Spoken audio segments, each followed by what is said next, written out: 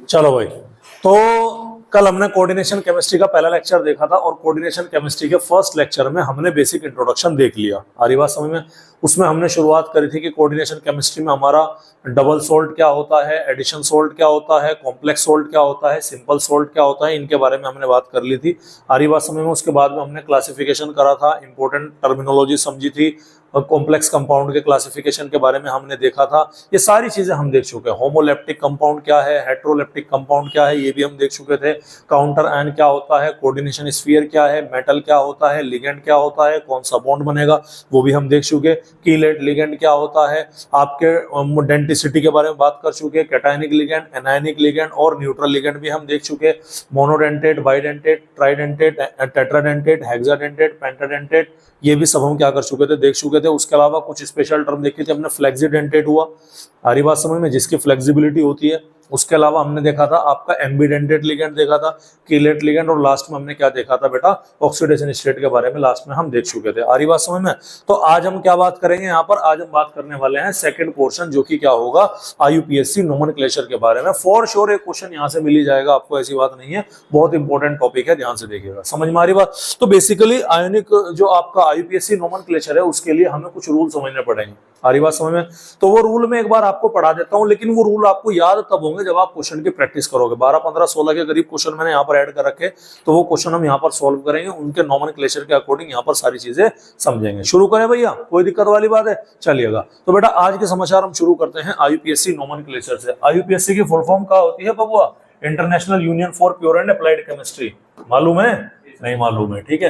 तो ये आईयूपीएससी होगा, इसके नोमेनक्लेचर करेंगे। सबसे पहला रूल क्या है, ध्यान से देखिएगा। देखो मैं एक छोटा सा एग्जांपल आपको यहाँ पर लिख दे रहा हूँ।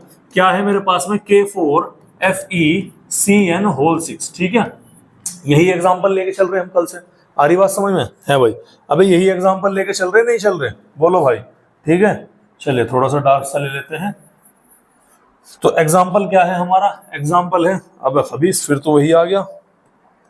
चलिएगा, एग्जाम्पल क्या है, K4FeCN होल 6। समझ में आ रही बात? ये एग्जाम्पल है, इससे हम आईयूपीएससी नोमेनक्लेचर के रूल समझने की कोशिश करेंगे।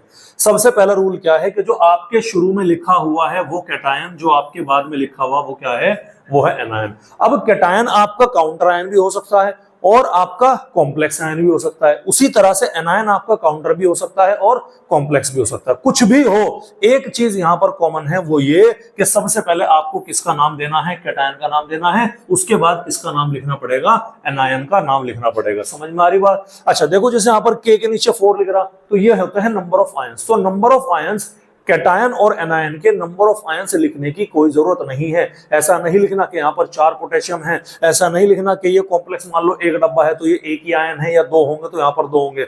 ये नंबर ऑफ आयंस यहाँ पर हम क्या नहीं करने वाले हैं, एक्सप्रेस नहीं करने वाले, ठीक है। अगर मान लो आपका काउंटर आयन है, अब काउंटर आयन में ये नहीं कहा उसने कि कैटायन है कि एनायन है। काउंटर आयन आइदर आपका इधर हो, चाहे निगेटिव हो चाहे पॉजिटिव हो, आपका काउंटर आयन जो होगा उस काउंटर आयन को क्या दिया जाएगा भाई, नॉर्मल नेम हमको देना है। समझ में आ रही बात? लेकिन अगर आपका जो आपका कॉम्प्लेक्स आयन है, डजंट मैटर वो क्या है आपका, कैटायनिक हो, एनायनिक हो, न्यूट्रल है, लेकिन जब हम बात कर रहे हैं कॉम्प्लेक्स आयन के बारे में, तो कॉम्प्लेक्स आयन में क्या है, ये मेटल हुआ और ये क्या हुआ, लिगेंड हुआ, ये नंबर ऑफ लिगेंड हुआ। समझ में आ रही बात? तो यहां पर आपको क्या करना है, यहां पर आपको लिगेंड का नाम पहले लिखना है, उसके बाद में मेटल का नाम। यानी कि अब तक जो हमने रूल पढ़े उसके हिसाब से पहले पोटेशियम का नाम लिखना, फिर इस डब्बे का नाम लिखना। अब इस डब्बे में कैसे लिखा जाएगा, इस डब्बे में पहले लिगेंड का नाम लिखा जाएगा, उसके बाद मेटल का नाम लिखा जाएगा। समझ में आ रही बात? क्लियर है? तो ये था हमारा कुछ रूल शुरुआत वाले, जिसको हमने यहाँ पर क्या कर लिए, कवर कर लिए। अभी हम और आगे बढ़ते हैं। कॉम्प्लेक्स स्फीयर के अंदर 2 चीजें हैं, एक हो गया हमारा लिगेंड और दूसरा क्या हो गया भाई,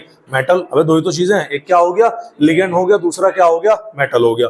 अब हम लिगेंड के बारे में बेसिकली बात करते हैं। किसके बारे में बात करते हैं भाई, लिगेंड के बारे में। अगर लिगेंड आपके हो गए अलग अलग टाइप के, समझ में आ रही बात, कैसे हो गए भैया, अलग अलग टाइप के। फॉर एग्जांपल मैंने बोला कि FeH2O whole thrice Cl thrice, डब्बा बंद और डब्बे के बाहर क्या आ गया, Cl3।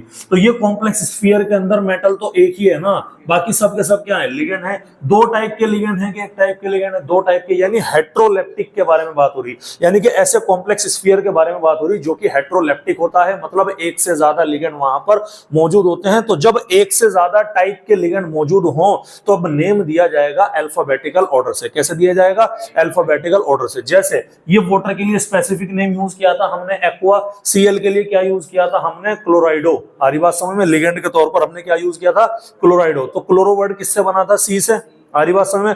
और एक्वा वर्ड किससे बनता है, ए से। तो पहले किसका नाम दिया जाएगा, एक्वा वाला, उसके बाद क्या लिखा जाएगा, सी वाला, यानी कि क्लोरो वाला। समझ में आ रही बात। तो क्या बोला गया, अगर एक से ज्यादा टाइप के लिगेंड है तो नेम दिया जाएगा कैसे, अल्फाबेटिकल ऑर्डर में। लेकिन अगर सिमिलर लिगेंड है और उनका नंबर क्या है, एक से ज्यादा है, जैसे कि K4FeCN6, इसमें लिगेंड क्या है, इसमें लिगेंड है ये CN लिगेंड होगा, ये एक ही टाइप का लिगेंड है। टोटल कितने हैं, 6। तो जब आपका ये 6 लिगेंड होगा तो आपको लिगेंड का नाम लिखने से पहले उसके ये नंबर यानी कि कोऑर्डिनेशन नंबर को मेंशन करना जरूरी है। तो अगर एक से ज्यादा सिमिलर लिगेंड है तो उसमें प्रीफिक्स यूज करेंगे डाई ट्राई टेट्रा। समझ में आ रही बात आपके, क्या यूज कर दिया हमने, डाई ट्राई टेट्रा। अब यहाँ पर कितने, 6 हैं, 6 के लिए क्या यूज करेंगे, हेक्सा। 5 होंगे तो पेंटा, 4 होंगे तो टेट्रा, 3 होंगे तो ट्राई और 2 होंगे तो बाई। हरी बात समझ में, एक होता नहीं लिगेंड, कम से कम 2 तो मिलेंगे ना। समझ में आ रही बात आपके, क्लियर है। तो इस तरीके से आपको क्या रखना, ध्यान रखना। समझ में आ रही बात आपके, कोई दिक्कत वाली बात। चलिए, लेकिन कुछ आपके लिगेंड ऐसे भी हैं जिनके नाम में पहले से ही डाई ट्राई वर्ड यूज हो रहा, जैसे इथाइलिन डाई एमाइन, उसके नाम में ऑलरेडी डाई आ रहा। अब कहीं पर अगर वे 2 होंगे, फॉर एग्जाम्पल मैं ले रहा हूं कि COEN होल थ्राइस और डब्बे के ऊपर क्या आ गया, +3 आ गया। अब ये क्या है, ये ऑलरेडी एक ऐसा लिगेंड है जिसके नाम में क्या है, डाई एमीन है, इथाइलिन डाइअमीन है। तब हम यहां पर क्या यूज करेंगे, देखो अब ऐसे थोड़े लिखेंगे, ट्राई ब्रैकेट में लिखेंगे इथाइलिन डाइअमीन, नहीं, ऐसे नहीं लिखा जाएगा। जिसके नाम में already di tri word use हो रहा है उसके लिगेंड के नंबर लिखने के लिए हम डाई ट्राई यूज नहीं करेंगे। उसकी जगह पर 2 होंगे तो बिस यूज करेंगे, बाई की जगह 20, 3 होंगे तो ट्रिस यूज करेंगे, 4 होंगे तो टेट्राकिस यूज करेंगे। मैक्सिमम आपका क्या होगा, 3 तक ही जाता है यूजुअली। अगर डाई ट्राई वगैरह आ रहा तो मैक्सिमम 3 तक ही जाएगा, क्योंकि कोऑर्डिनेशन नंबर 6 ही होता है। समझ में आ रही बात। अब ध्यान से देखिएगा आप बात यहाँ पर। अब ये क्या है, ये आपके इसके नाम में ऑलरेडी क्या मौजूद है, डाई है। तो ये क्या है, ये 3 होंगे तो इसका नाम हम लिखेंगे कि ट्रिस और ब्रैकेट में लिखेंगे इथाइलिन डाइअमाइन, क्योंकि इसके नाम में पहले से डाइअमाइन आ रहा और ये खुद 3 है, तो इसीलिए यहाँ पर क्या लिखा जाएगा, ट्रिस लिखा जाएगा। समझ में आ रही बात, एग्जांपल से समझ रहे। अभी हमने नोमेनक्लेचर लिखी नहीं, लेकिन अभी हम फील करने की कोशिश करें कि नोमेनक्लेचर आखिरकार होगी तो होगी कैसे। तो अगर डाई ट्राई प्रेजेंट है नेम ऑफ लिगेंड में ऑलरेडी, तब प्रीफिक्स क्या यूज करेंगे, बिस, ट्रिस और टेट्राकिस। बिस है तो 2, ट्रिस है तो 3। अब जैसे यहाँ पर 3 है ना, EN 3 है, तो उसके लिए हमने क्या यूज करा, ट्रिस वर्ड का यूज करेंगे। बोलो भाई, यहां तक समझ में आई या नहीं आई, चलिएगा। अब दूसरा कोऑर्डिनेशन स्फीयर में क्या बचता है, मेटल बचता है। हमारी बात समझ में, अब देखिएगा, अगर आपका कोऑर्डिनेशन स्फीयर की पॉसिबिलिटी क्या है, वो आपका पॉजिटिवली चार्ज कैटायनिक भी हो सकता है, वो आपका निगेटिवली चार्ज एनायनिक भी हो सकता है, वो आपका न्यूट्रल भी हो सकता है। मैं डब्बे की बात कर रहा, डब्बे के ऊपर पॉजिटिव चार्ज भी हो सकता है, डब्बे के ऊपर निगेटिव चार्ज भी हो सकता है, और डब्बे के ऊपर कैसा चार्ज होगा तुम्हारा, ये न्यूट्रल भी हो सकता है। समझ में आ रही बात, मैं डब्बे की बात कर रहा। तो अगर डब्बे के ऊपर तुम्हारा पॉजिटिव और न्यूट्रल चार्ज है, कैसा चार्ज है भाई, पॉजिटिव चार्ज है और न्यूट्रल चार्ज है, तो जो नाम मेटल का है नॉर्मल, वही नाम मेटल का यूज करेंगे। यानी कि बॉक्स अगर आपका कोऑर्डिनेशन स्फीयर या कॉम्प्लेक्स आयन जो है आपका वो कैटायनिक है और न्यूट्रल है, तो आपको क्या देना है, मेटल का नॉर्मल नाम देना है। लेकिन अगर गलती से भी वो एनायनिक हुआ, अगर डब्बे के ऊपर क्या हुआ, माइनस का साइन हुआ, तो जैसे कल मैंने आपको एनायनिक लिगेंड में बताया था ना कि chloride become क्लोराइडो, sulphate become सल्फेटो, chlorate become क्लोरेटो, ऐसे ही यहां पर जो मेटल का नाम होगा उसके लास्ट में क्या लगा देंगे, हम 8 लगा देंगे। कब, जब मेटल का, जब डब्बा एनायनिक होगा। एग्जांपल, जिंक होगा और डब्बा एनायनिक हो गया तो क्या बोलेंगे, जिंकेट। आरी बात समझ में, आरी बात समझ में। उसके अलावा यहां पर क्या है, आयरन फेरस होगा, क्या बोलेंगे, फेरेट। मरकरी होगी मर्क्यूरेट, सिल्वर होगा अर्जेंटेट, गोल्ड होगा ओरेट, जिंक होगा जिंकेट, एल्यूमिनियम होगा तो एल्यूमिनेट। समझ में आ रही बात। सर एल्यूमिनियम तो डी ब्लॉक का एलिमेंट नहीं है। मैंने आपको कल बताया था कि generally complex compound D block बनाते हैं, लेकिन कुछ हमारे पी ब्लॉक के मेटल भी ऐसे होते हैं जो कॉम्प्लेक्स कंपाउंड बना सकते हैं, और एल्यूमिनियम उनमें से एक है। बोलो भाई, यहां तक कहानी समझ में आई कि नहीं है,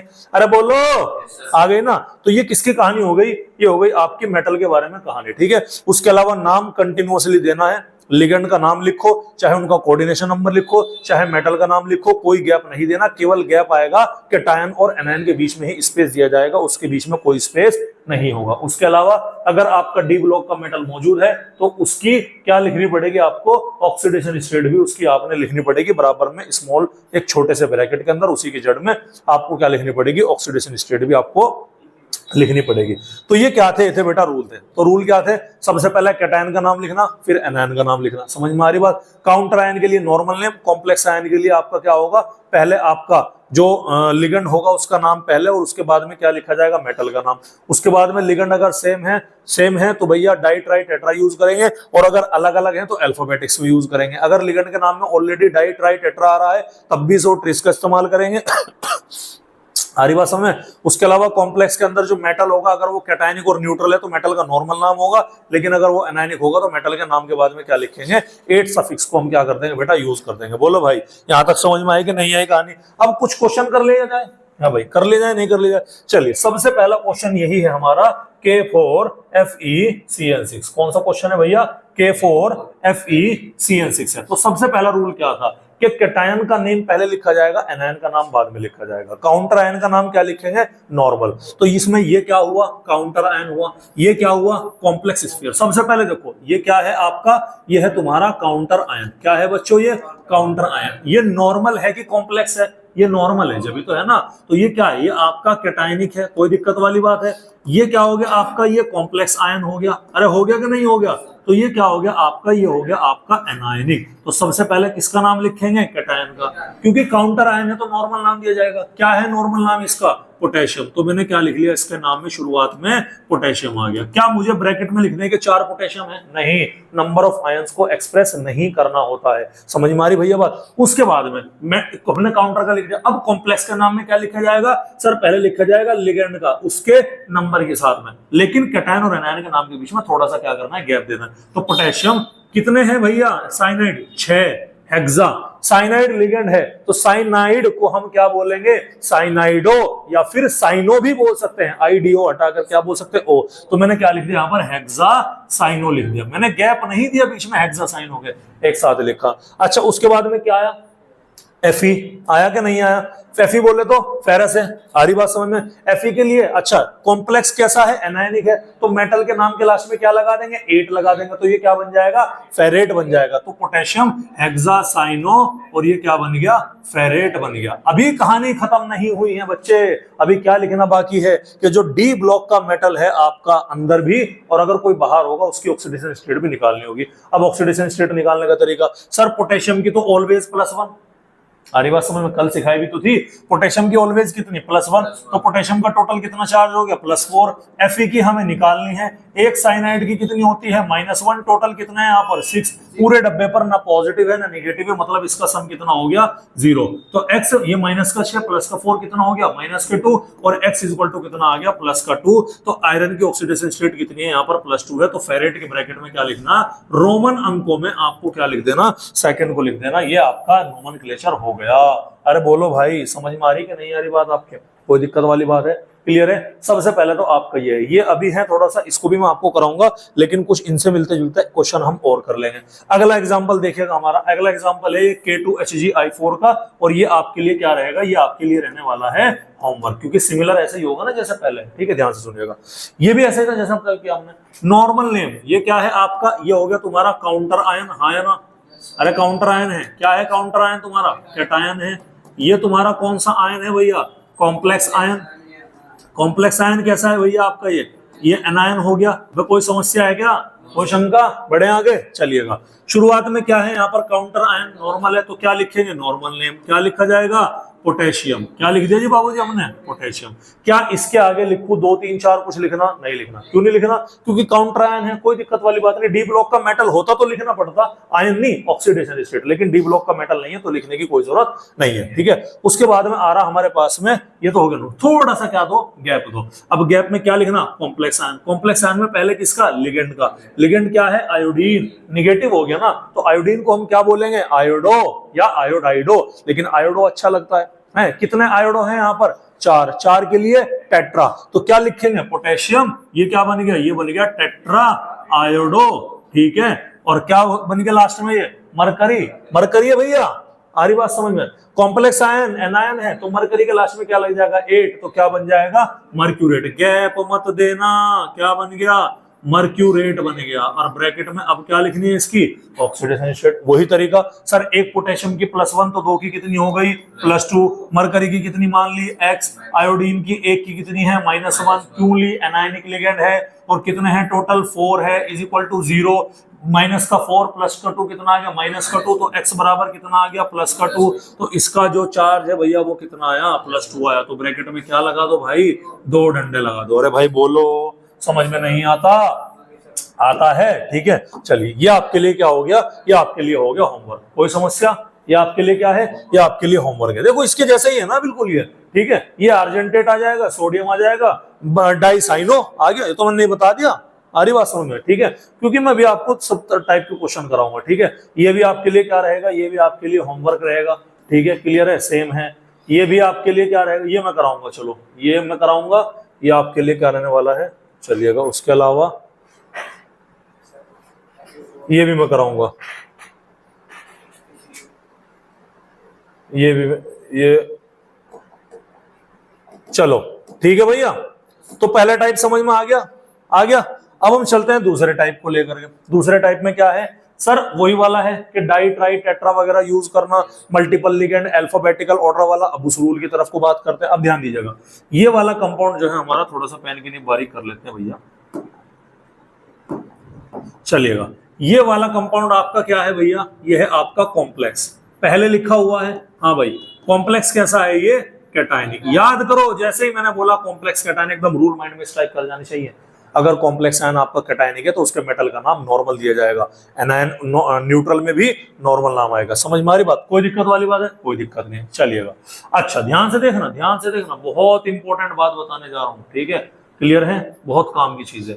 अब ये अपने आयंस में टूटेगा, किसमें टूटेगा भैया, अपने आयंस में टूटेगा। कैसे टूटता है, ये टूटेगा FeH2O whole thrice NH3 whole thrice, ठीक है, डब्बा बंद। इसके ऊपर क्या आ गया +3 का चार्ज, और साथ ही साथ यहाँ पर क्या मिल गया 3Cl नेगेटिव मिल गया। बोलो भाई, यहाँ तक कहानी समझ में आई। ये अपने इस तरह से टूटेगा भाई। 3 क्लोराइड है ना, एक क्लोराइड के ऊपर -3 का है, तो ओवरऑल के ऊपर कितना +3 का। अभी ध्यान से सुनना, ये क्यों बताया मैंने, ये जरूरी है, निकालना सीखना पड़ेगा आपको, ताकि आप ऑक्सीडेशन स्टेट निकालने सीख सके। हालांकि आप चाहो तो डायरेक्ट ऑक्सीडेशन स्टेट भी निकाल सकते हो, लेकिन आगे आपको काम आएगा। ये यहाँ पर क्यों बताया मैंने, वो आपको आगे समझ में आएगा, ठीक है। चलिएगा, अब मैं इसकी ऑक्सीडेशन स्टेट निकालता हूं, पहले आयरन की, कोई दिक्कत वाली बात है।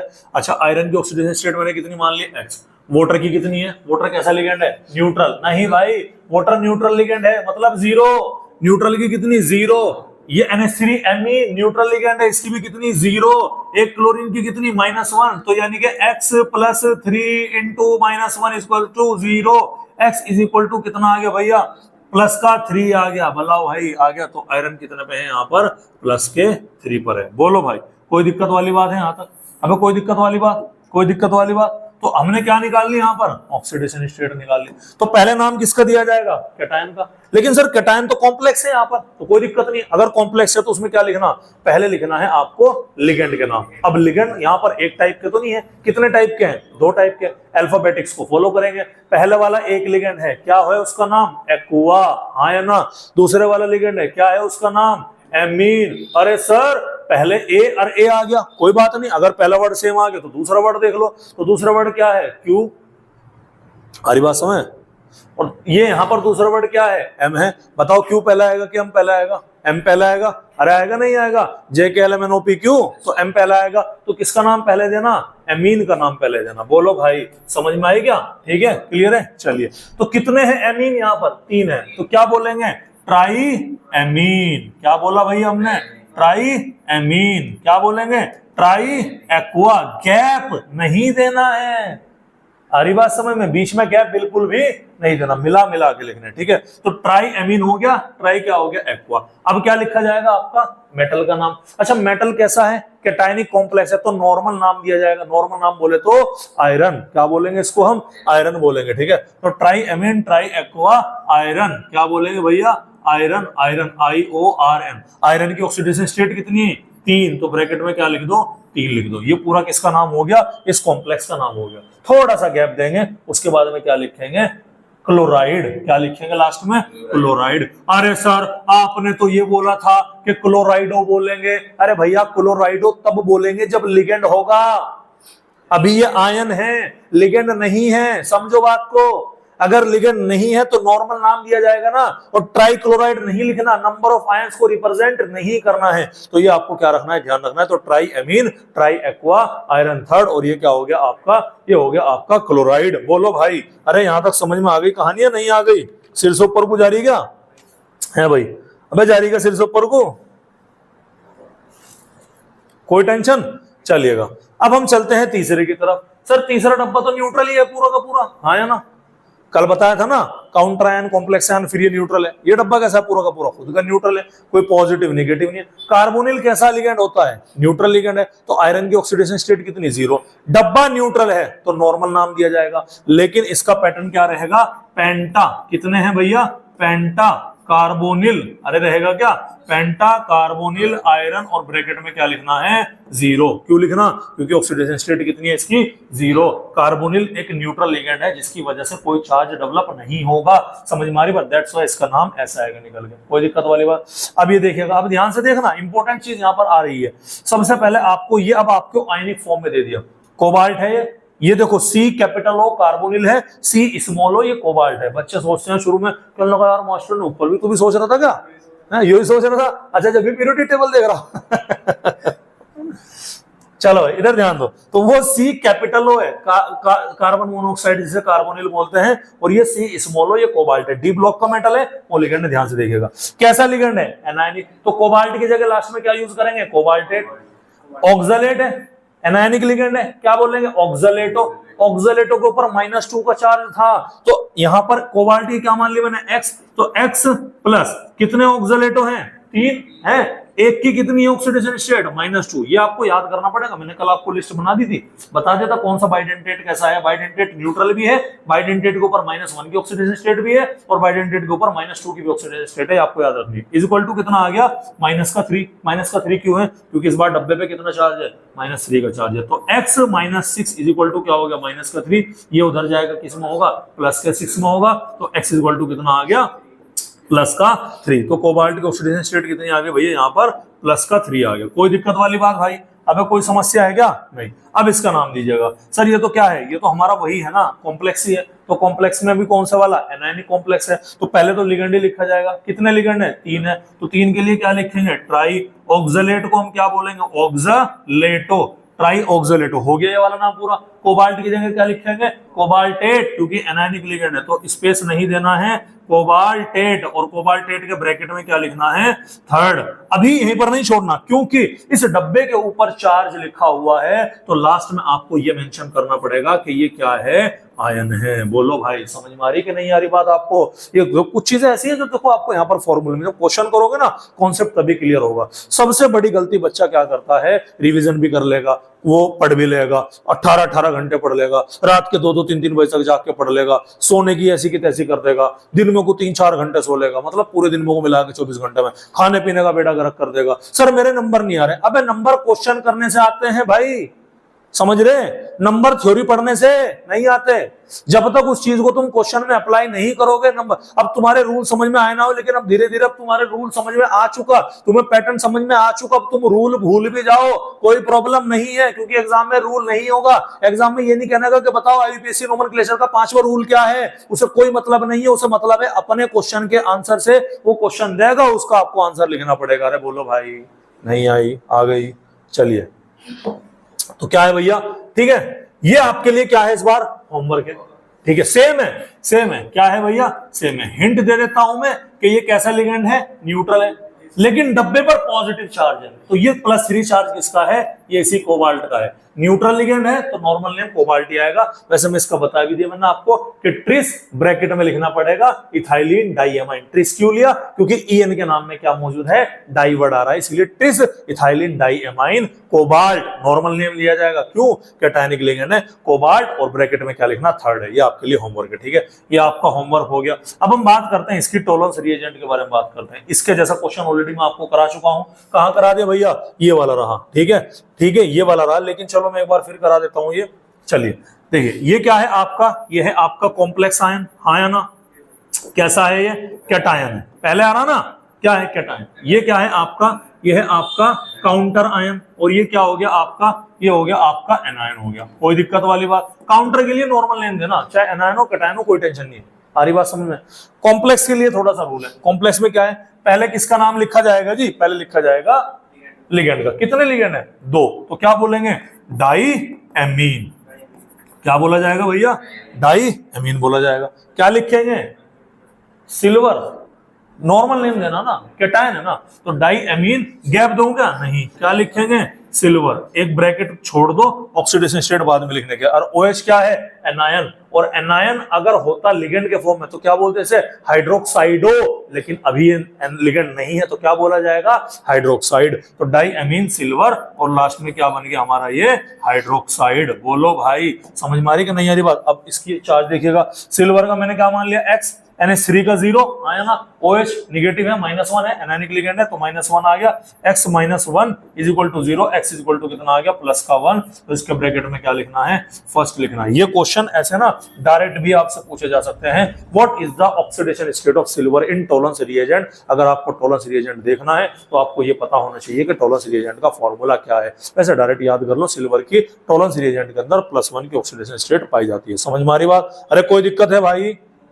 कोई दिक्कत। कितने होमवर्क दे दिए तुम्हें मैंने, पहले वाले के तो चारों मैंने करा दिए, दूसरे वाले का एक होमवर्क, दूसरा होमवर्क, कोई दिक्कत वाली बात। चलिए तीसरे वाले का तीसरा होमवर्क, कोई टेंशन है।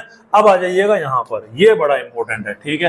क्यों इंपॉर्टेंट है, क्योंकि अभी तक सारे लिगेंड तुम एनायनिक या न्यूट्रल ही पढ़ रहे हैं। सर कैटायनिक का तो आपने कराया नहीं, कैटायनिक के तो एग्जांपल ले लिए, एक घर से करके लाओगे, एक मैं यहीं पे करा रहा हूँ। समझ में आ रही बात। चलिएगा, ये क्या है आपका काउंटर आयन, ये क्या है कॉम्प्लेक्स आयन। तो नॉर्मल नेम दिया जाएगा काउंटर आयन के लिए, क्या बोला मैंने, सोडियम। कोई दिक्कत वाली बात, थोड़ा सा गैप दे दो। पहले क्या लिखेंगे, लिगेंड। एक टाइप के लिगेंड है कि एक से ज्यादा, एक से ज्यादा, तो क्या यूज करेंगे, अल्फाबेटिक्स। NO पॉजिटिव याद आया, +1 की ऑक्सीडेशन स्टेट, कैटायनिक लिगेंड था, क्या बोलते हैं इसको, नाइट्रोसोनियम। क्या बोलेंगे भैया इसको, नाइट्रोसोनियम के नाम से जाना जाएगा। ये क्या है, ये है साइनो। कितने साइनो हैं, 5, तो C पहले आएगा। अब हेक्सा में कह रहा हूं, हेक्सा साइनो आएगा, वो उसे मत काउंट करना, इसके नाम में काउंट करना है। तो साइनो का C और नाइट्रोसोनियम का N, पहले क्या आएगा, C आएगा। तो क्या बोलेंगे इसे, सोडियम पेंटा। क्या बोलेंगे इसे, पेंटा, पेंटा साइनो। और उसके बाद में क्या लिखना है, नाइट्रोसोनियम। समझ आ रही बात, पेंटा साइनो,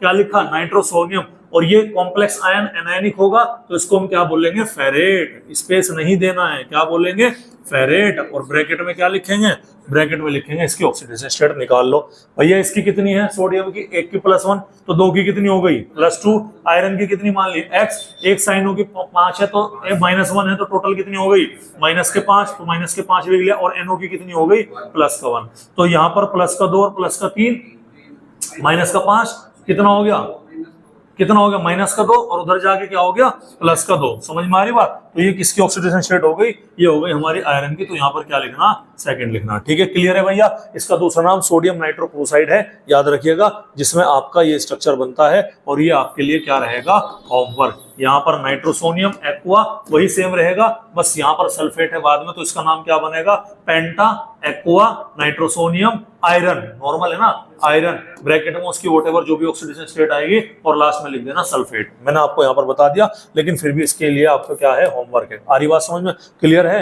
अब कोई दिक्कत वाली बात। चलिएगा, अब 2 एग्जांपल हो रहे हैं। सर अगर दोनों ही कॉम्प्लेक्स आ गए, कैटायन भी कॉम्प्लेक्स आ गया, एनायन भी कॉम्प्लेक्स आ गया, कोई दिक्कत नहीं, वही सेम रूल है। अब यहाँ पर काउंटर नहीं है ना, ये भी क्या है, कॉम्प्लेक्स है। लेकिन कौन सा कॉम्प्लेक्स है, ये है कैटायनिक। तो कैटायनिक में तो नॉर्मल चलेगा सब। ये कौन सा कॉम्प्लेक्स हो गया बाद वाला, एनायनिक कॉम्प्लेक्स हो गया, तो इसका नाम क्या होगा, अलग अलग लिखा जाएगा। लेकिन इसके और इसके नाम के बीच में गैप देना पड़ेगा। चलिएगा, तो सबसे पहले क्या, कॉम्प्लेक्स में 4 है। कितने हैं, 4 के लिए क्या यूज करा हमने, टेट्रा। क्या बोलेंगे, एक्वा। प्लेटिनम, सर प्लेटिनम ही क्यों लिखना भाई, याद करो, याद करो, काउंटर है, नॉर्मल, सॉरी न्यूट्रल है। अरे बात, ओ सॉरी यार, कैटायन है, पॉजिटिवली चार्ज है। समझ में आ रही बात। थोड़ा सा क्या कर दो, गैप दे दो। प्लेटिनम के ब्रैकेट में क्या ले लो, ब्रैकेट छोड़ दो भाई।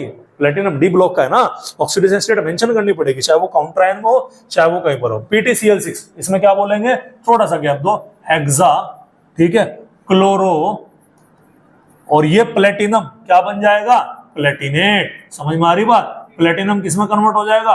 प्लेटिनेट में। अब ऑक्सीडेशन स्टेट निकाल लो। कल मैंने आपको एक चीज याद करो, मैंने कहा था ये डायरेक्ट है, वैसे बता रहा हूँ। प्लेटिनम का ध्यान रखना, अगर प्लेटिनम +2 में है तो उसका कोऑर्डिनेशन नंबर कितना आएगा? 4 आएगा। और अगर प्लेटिनम +4 में है तो उसका कोऑर्डिनेशन नंबर कितना आएगा? 6 आएगा। तो आप चाहें तो यहाँ पर डायरेक्ट देख सकते हैं कि यहाँ पर प्लेटिनम का कोऑर्डिनेशन नंबर 6 है, तो ये 4 होगा और ये क्या होगा आपका? ये 2 होगा। समझ में आ रही बात? क्योंकि प्लेटिनम +3 में एग्जिस्ट नहीं करता, +2 +4 में। और अगर आप चाहें तो डायरेक्ट निकाल सकते हैं कि भैया इसका मैंने क्या मान लिया? x, इसका 0, इसका x, इसका -6, 2x - 6 = 0, 2x = 6, x = +3, जो कि पॉसिबल नहीं है। दैट्स वाई ये +2 और +4 में पाया जाता है। ये मेमोरी बेस्ड चीजें हैं, कल मैंने आपको ऑलरेडी बता दी थी। ठीक है, तो एक क्या है यहाँ पर? +2 है और एक क्या है यहाँ पर? +4 है। ठीक है, तो ये क्या आएगा? +2 और ये 6 वाले में क्या आएगा? 4। तो ये मैंने यहाँ पर कोऑर्डिनेशन नंबर मेंशन कर दिया। समझ में आ रही बात? इंपॉर्टेंट सवाल है ये वाला, एक इससे अगला होगा और एक इससे अगला। तीनों सवाल इंपॉर्टेंट है, ये मैं सवाल यहाँ पर तीनों के तीनों करा दे रहा हूँ। समझ में आ रही बात? चलिएगा। अब ये क्या है आपका? अब ये Fe4, FeCN होल 6 और होल थ्राइस। ठीक है, ध्यान से देखना, इंपॉर्टेंट पॉइंट है, बात बता रहा हूँ। ठीक है, जब भी ऐसा स्ट्रक्चर दिखा हुआ तो जो डब्बे के बाहर लिख रहा वो तो इसका चार्ज है, और जो इसके नीचे लिख रहा वो इसका चार्ज है। ऐसे तो करता आ रहा, ऐसे तो तोड़ के दिखाया था मैंने पीछे। तो ये कैसे टूटेगा? ध्यान से सुनिएगा। ये टूटेगा Fe+3 के अंदर। आ रही बात समझ में? कितने Fe है? ये टोटल 4 Fe है। कितने? +3 में। प्लस कैसे टूटेगा? 3FeCN होल 6 और इस डब्बे के ऊपर कितना चार्ज आ गया? -4 का। भी ध्यान दीजिएगा, ये वाला जो आयरन है शुरू वाला ही, इसकी ऑक्सीडेशन स्टेट +3 की, ये वाले की कैसी आ गई? +2 की। कैसे आ गई? देखो, इसकी x मान ली, -6 = -4, x = -4 बराबर के पास है, -6 इधर से उधर जा क्या हो गया? +6, +6 -4 = +2, तो ये आगे +2। तो ध्यान रखना। समझ में आ रही बात? इसलिए मैंने आपको ये बताया था, कोई दिक्कत वाली बात है? ठीक है, कोई दिक्कत? चलिए, अब इसका नाम देखिए क्या है। ये क्या है? ये आपका काउंटर आयन। तो काउंटर आयन के लिए क्या दिया जाएगा? नॉर्मल नेम देंगे। क्या देंगे भैया? Normal name. क्या दिया जाएगा? आपका आयरन। क्या देंगे भैया? यहाँ पर आयरन बोलेंगे। क्या ऑक्सीडेशन स्टेट है उसकी आयरन की? यहाँ पर 3rd हो गया काउंटर आयन का नाम। अब क्या लिखा है? Complex ion. कॉम्प्लेक्स आयन में पहले लिगेंड है, लिगेंड क्या बोलेंगे हम? हेक्सासाइनो। और ये क्या है भैया? निगेटिव है, एनायनिक लिगेंड है ना, तो फेरस की जगह क्या बन जाएगा? फेरेट। और फेरेट के ब्रैकेट में क्या लिखना है? सेकंड लिखना है। समझ में आ रही बात? और इसका एक और नाम होता है फेरोसाइनाइड। फेरी मतलब फेरिक +3 है, +2 है तो क्या आ गया? फेरो आ गया। ये क्या होता है? इसका कलर प्रूशियन ब्लू कलर होता है। तो ये भी आपने क्या रखना है? ये भी आपने याद रखना है। स्पेशल केस है, आ रही बात समझ में? नॉर्मल केस से थोड़ा सा अलग हटके, हालांकि रूल तो वही है नॉर्मल वाला ही, लेकिन थोड़े से क्या है? स्पेशल केस है। एक और स्पेशल केस आता है आपका, ये फेरोफेरिसाइनाइड हो गया। ये थोड़ा सा उल्टा हो गया। क्या हो गया भाई? फेरोफेरी। अब ये देखिएगा, ये +3 है तो इसका चार्ज है, ये +2 है इसका चार्ज है, मतलब ये फेरस कितने पे आ गया? +2 पे। और ये +3 का चार्ज है, ध्यान से देखना कितने का चार्ज है? +3। तो ये साइनाइड -1 है। ऐसे करेंगे, इसे 2 को छोड़ दे, मैं तोड़ के बता रहा हूँ। 3Fe+2 + 2FeCN होल 6 और डब्बे के ऊपर कितना चार्ज आ गया? -3 आ गया। सॉरी, कितना आ गया भैया? -3। कोई दिक्कत वाली बात है? साइनाइड का -6 है, उधर जाएंगे +6 हो जाएगा, +6 -3 +3, तो ये क्या आ गया? +3। तो वो पहले +3 था इसीलिए फेरी, बाद में +2 था तो इसलिए था फेरो। ये +2 पहले है इसलिए फेरो, बाद में +3, ये क्या बन गया? फेरी। ये टर्न्स बुल्स ब्लू होता है, प्रूशियन ब्लू होता है, याद रखिएगा। ठीक है, क्लियर है? अब इसका नाम देखिएगा कैसे। ये क्या है आपका? ये आयरन है। आयरन की ऑक्सीडेशन स्टेट क्या है? यहाँ पर सेकंड है। कोई दिक्कत वाली बात? वही सेम कहानी, हेक्सासाइनो। और ये क्या बन गया? फेरेट। क्या बन गया भैया? फेरेट। और ब्रैकेट में क्या लिखना है? यहाँ पर 3rd लिखना है। कोई दिक्कत वाली बात? कोई दिक्कत वाली बात? और ये आपके लिए क्या है? ये आपके लिए बेटा होमवर्क। आ रही बात समझ में? देखो, काउंटर आयन पे डी ब्लॉक था तो ये आपका आ गया, ये आपके लिए क्या हो गया? होमवर्क। इसका कॉमन नेम होता है कॉपर फेरोसाइनाइड। आ रही बात समझ में? क्या होता है इसको कॉमन नेम? Copper ferrocyanide. चॉकलेटी ब्राउन का कलर होता है। और सेमी परमिएबल मेम्ब्रेन, जो आर्टिफिशियल सेमी परमिएबल मेम्ब्रेन होती है, बात करेंगे उसके बारे में सॉल्यूशन वाले चैप्टर में भी। आर्टिफिशियल सेमी परमिएबल मेम्ब्रेन को बनाने में हम क्या करते हैं? कॉपर फेरोसाइनाइड का क्या करते हैं बेटा? यूज करते हैं। समझ में आ रही बात? तो ये क्या था? ये था बेटा हमारा किसके बारे में? ये था हमारा इसके बारे में कि जो हमने यहाँ पर क्या था, जो हमने यहाँ पर लिख लिया। ठीक है, अब एक छोटा सा टॉपिक और है, और वो छोटा सा टॉपिक ये है कि अगर मान लो आपको वो गिवन हो, क्या बोलते हैं, अगर आपको फॉर्मूला गिवन हो और आपको क्या लिखना है, IUPAC नेम लिखना है, तो उसके बारे में हम बात करते हैं। एक छोटा सा एक एग्जांपल से समझाता हूं। मैंने एक एग्जांपल लिया, और एग्जांपल क्या है कि पोटेशियम, ठीक है, हेक्सा साइनो फेरेट, ठीक है, क्या लिखा भैया मैंने, पोटेशियम हेक्सा साइनो फेरेट, और ये थर्ड। आ रही बात समझ में? ये एक एग्जांपल ले लिया। हालांकि ऐसा तो मतलब पता नहीं लगता ना कि आपको नाम दे के फॉर्मूला पूछ लिया, फॉर्मूला दे के नाम पूछ लिया, नोमेनक्लेचर पूरा आना चाहिए। अब ये आपको लिख लिया कैसा, इतना तो तुम्हारी समझ में आ गया कि ये आपका पोटेशियम है, ये आपका हेक्सासाइनोफेरेट है, लेकिन आपको ये नहीं पता कि पोटेशियम के आगे यानी कि फॉर्मेट यही बनेगा ना, यही बनेगा ना कि इसके नीचे कुछ ना कुछ नंबर लिखा रहेगा x, इधर क्या बनेगा, हेक्सासाइनोफेरेट FeCN होल 6, और इधर क्या रहेगा, कुछ ना कुछ नंबर आपका क्या रहने वाला है, y रहने वाला है। बेसिकली हो भी सकता है, वो नहीं भी हो सकता, डिपेंडिंग अपॉन द सिचुएशन। लेकिन एक चीज तय हो गई कि इस Fe की ऑक्सीडेशन स्टेट कितनी आ गई, +3 आ गई। बोलो भाई, यहां तक कहानी समझ में आई कि नहीं आई? अरे बोलो भाई, कोई दिक्कत वाली बात है, कोई टेंशन वाली बात है, कोई दिक्कत है? तो आपको ये पता लगाना है कि जो आपका ये x है, ये नंबर क्या है, और ये y है, ये y नंबर आपका क्या है। आपको बस इस चीज के बारे में पता लगाना, ठीक है? ध्यान से देखिएगा क्या करना आपने। इसकी ऑक्सीडेशन स्टेट कितनी है, +1। ध्यान से देखना, इसकी ऑक्सीडेशन स्टेट कितनी है, +1, अभी इंपॉर्टेंट है। और इसकी ऑक्सीडेशन स्टेट कितनी है यहाँ पर, इसकी हमें निकालनी पड़ेगी, इसका मुझे पता नहीं। ठीक है, चलो इसे दूसरे तरीके से करते हैं। इसे हम इस तरीके से करते हैं कि मान लो ये है आपका K, और ये आ गया आपका Fe, ये Cn और होल 6। ठीक है, ध्यान से सुनिएगा, ये जो आपका काउंटर आयन है, इसके ऊपर कितना चार्ज मान लिया मैंने, x मान लिया, और मेटल प्लस लिगेंड का जो चार्ज मान लिया टोटल, वो मैंने कितना मान लिया, वो मैंने y मान लिया। आ रही बात समझ में? कोई दिक्कत वाली बात है? अब आपको क्या निकालना है, m मेटल प्लस लिगेंड के ऊपर की y की वैल्यू निकालनी, और इसके ऊपर की वैल्यू निकालनी। इसमें तो आपको पता ही है क्या मौजूद है आपका, +3, तो +3। आ रही बात समझ में? ध्यान से सुनना, +3 यानी कि इसके ऊपर अगर पूरे के ऊपर चार्ज y है तो बराबर में y रखा जाएगा, हाँ या ना? अब ऐसे को पढ़ते बारे, तो +3 यहाँ आ गया। कितने साइनाइड है, 6, एक के ऊपर कितना चार्ज है, -1, तो क्या होगा, +3 माइनस का 6 इज इक्वल टू कितना आ गया, y, और y इज इक्वल टू यहाँ पर क्या आ जाता है, y इज इक्वल टू आ जाता है यहाँ पर आपका माइनस का 3 आ गया। कोई दिक्कत वाली बात? ध्यान से देखना, तो इस पूरे के पूरे डब्बे के ऊपर कितना चार्ज आ गया, आपके -3 का चार्ज है। ध्यान से देखना, बहुत इंपॉर्टेंट है। क्लियर है? कोई दिक्कत वाली बात? अगर इसका चार्ज -3 है तो K का नंबर कितना रहेगा, 3 रहेगा। ऐसे तो बताया था मैंने आपको। तो ये K क्या हो जाएगा आपका, ये K 3 हो जाएगा, और इधर क्या होगा तुम्हारा FeCN होल 6, ये डब्बा बंद। इस तरीके से आपका क्या बनेगा, ये इस तरीके से आपका कंपाउंड का स्ट्रक्चर बनता हुआ नजर आएगा। समझ में आ रही बात आपके? तो y की वैल्यू क्या निकाल ली, -3, और पोटेशियम के ऊपर तो चार्ज हमेशा +1 का ही रहेगा। यहाँ पर कोई नंबर इस तरह से 20 से 30 वगैरह ऐसा कोई यहाँ पर यूज हो नहीं रहा, तो उसको हम यहाँ पर क्या कर देंगे, इग्नोर कर देंगे। कोई दिक्कत वाली बात है? एक और क्वेश्चन हम देख लेते हैं। जैसे कि हमारा एक और क्वेश्चन है, और वो क्वेश्चन क्या है, वो है भैया कि tris EN chromium 3rd sulphate. ठीक है, क्या है भाई ये, tris EN chromium 3rd sulphate. इस तरह से हम यहाँ पर देख लेते हैं। अगला क्वेश्चन क्या है, तो ये हो गया हमारा ट्रिस, और ब्रैकेट में क्या लिखा, EN, क्या लिखेंगे, क्रोमियम, और इसके ब्रैकेट में इसकी ऑक्सीडेशन स्टेट क्वेश्चन में गिवन हो गई 3rd, और लास्ट में क्या दे दिया, सल्फेट। ये एनायन है और ये क्या हो गया, कैटायन हो गया। आपको कैसे पता लगा, क्रोमियम की नॉर्मल है, तो कैसे लिखेंगे, क्रोमियम क्या है, Cr, और ये क्या आ गया, EN, Cr है ना, क्रोमियम है, कोबाल्ट है, हाँ Cr है, EN, ये क्या हो गया, होल थ्राइस। कैसे लिखा सर, ट्रिस है। कोई दिक्कत वाली बात? कोई दिक्कत वाली बात नहीं है। ठीक है, इसके ऊपर कितना चार्ज मान लिया मैंने, x मान लिया। सल्फेट, ये क्या हो गया, SO4, इसके ऊपर कितना चार्ज मान लिया मैंने, y। अच्छा, सल्फेट -2, इसके ऊपर ऑक्सीडेशन इसका चार्ज होता है, ये आपने क्या रखनी, ध्यान रखनी। तो इतना तो तुम्हारी समझ में आ गया कि जब इसका चार्ज -2 है, ध्यान से देखिएगा, जब इसका चार्ज -2 है y, तो इसके नीचे नंबर क्या लिखा रहेगा, इसके नीचे 2 लिखा रहेगा, और ये x कहाँ लिखा रहेगा, ये x यहाँ पर लिखा रहेगा। अब आपको बस ये x की y की वैल्यू तो मिल गई, अब आपको क्या करनी है, x की वैल्यू निकालनी है। इथाइलिन डाइअमाइन कैसा लिगेंड है भैया, न्यूट्रल है, मतलब इसकी ऑक्सीडेशन स्टेट कितनी, 0, लेकिन क्रोमियम के ऊपर कितना चार्ज है, +3 का गिवन है, तो x की वैल्यू क्या हो जाएगी, यहाँ पर 3 हो जाएगी। ठीक है, तो इसका फॉर्मूला बनेगा CrEN होल थ्राइस, डब्बा बंद, डब्बे के बाहर 2 और SO4, और ये क्या आ गया, 3 आ गया। ठीक है, अभी अगर आप कंफ्यूज हो, आपको बेसिक से एग्जांपल देता हूं, ध्यान से देखिएगा।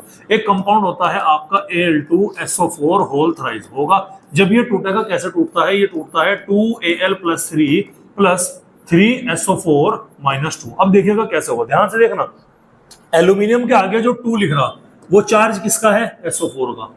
सल्फेट के आगे जो 3 लिख रहा वो चार्ज किसका है, एल्यूमिनियम का। ये तो नंबर ऑफ एल्यूमिनियम है, लेकिन चार्ज का तरीका आपका यही होता है। उसी तरीके को मैंने यहाँ पर क्या किया, अप्लाई किया। फॉर्मूला नाम आपको गिवन है, उससे आपको क्या बनाना, फॉर्मूला बनाना, और इसी के साथ आपका आईयूपीएसी नोमेनक्लेचर क्या होता है, खत्म होता है। समझ में आ रही बात। जो क्वेश्चन आपको होमवर्क दिए हैं वो आप होमवर्क करिएगा। पहली डीपीपी जो आपको कल पढ़ाया गया था उसकी फर्स्ट डीपीपी आपको आज मिल जाएगी। समझ में आ रही बात। पर वो भी हेलोजन फैमिली वाली कुछ डीपीपी बाकी रह रही है, पी ब्लॉक की, वो भी आपको आज ही मिल जाएगी। उसके अलावा इस वाले लेक्चर की डीपीपी आपको कब मिलेगी, कल मिलेगी। समझ में आ रही बात, क्लियर है, कोई दिक्कत वाली बात है। हाँ भाई, अभी बचा हुआ होमवर्क आपने क्या करना है, कंप्लीट करना है। और बचा हुआ होमवर्क कंप्लीट करने के बाद लो इसे स्कैन कर लो भैया, स्कैन कर लो इसे। ठीक है, स्कैनर को स्कैन कर लो, सारे के सारे नोट्स आपके उसमें आ जाएंगे। नहीं नहीं, अभी कहाँ, इसे स्कैन करो पहले। ठीक है, ये आप क्या करो भैया, इसे स्कैन कर लो, सारे के सारे नोट्स आपके इसके अंदर आ जाएंगे। अब एक चीज का आपने ध्यान रखना है, इसके नोट्स टाइम टू टाइम बनाते चले। आ रही बात समझ में। क्वेश्चन जरूर कर लियो ये, और ये क्वेश्चन एनसीईआरटी के अंदर भी है कुछ क्वेश्चन आपके नोमेनक्लेचर वाले, वो क्वेश्चन वहां से भी कर लेना। समझ में आ रही बात। और इसी के साथ हमारे आज के मुख्य समाचार क्या हुए बेटा, समाप्त हुए। अभी नहीं हुआ, अभी एक चीज और सुनिएगा। अगला टॉपिक हमारा शुरू होगा बॉन्डिंग इन कॉम्प्लेक्स कंपाउंड। 3 तरह की बॉन्डिंग होती है। एक होगी वर्नर थ्योरी, वर्नर पहला साइंटिस्ट था जिसने कोऑर्डिनेशन कंपाउंड के बारे में, कॉम्प्लेक्स कंपाउंड के बारे में बताया था। दूसरी पढ़ेंगे वैलेंस बॉन्ड थ्योरी, तीसरी पढ़ेंगे हम क्रिस्टल फील्ड थ्योरी। समझ में आ रही बात। और ये थ्योरी हम पढ़ेंगे कल की क्लास में, हमारी वर्नर थ्योरी हो जाएगी और कुछ हद तक के वैलेंस बॉन्ड थ्योरी कंप्लीट हो जाएगी। परसों क्लास में बची हुई वैलेंस बॉन्ड थ्योरी और क्रिस्टल फील्ड थ्योरी कंप्लीट हो जाएगी। उसके बाद में थोड़े बहुत छोटे मोटे टॉपिक बचते हैं, वो हम थोड़ा थोड़ा करके क्या कर लेंगे बेटा, पूरे कर लेंगे। समझ में आ रही बात। टाइम टू टाइम सवाल करते रहे, टाइम टू टाइम नोट्स बनाते हुए चले। जिसका लेक्चर छूट गया ना, वो लेक्चर पहले वाला तेरा छूट गया था ना भाई, है ना, तो उसे लेक्चर को देख के अभी नोट्स बना लिए पहले, उसके बाद में इसी लेक्चर को करिए। तेरी समझ में नहीं आया होगा लिगेंड क्या बोल रहा है जी, मैं एनायनिक लिगेंड क्या है, कैटायनिक लिगेंड क्या है, तेरी समझ में नहीं आ रहा होगा। समझ में आ रही बात। वो तब आएगा जब तुम पहला लेक्चर देख लोगे। समझ में आ रही भैया बात। स्कैन कर लिया, स्कैन कर दिया, नोट्स अपने नोट करते हुए चलना। और इसी के साथ हमारे आज के मुख्य समाचार क्या हुए, समाप्त हुए। नमस्कार।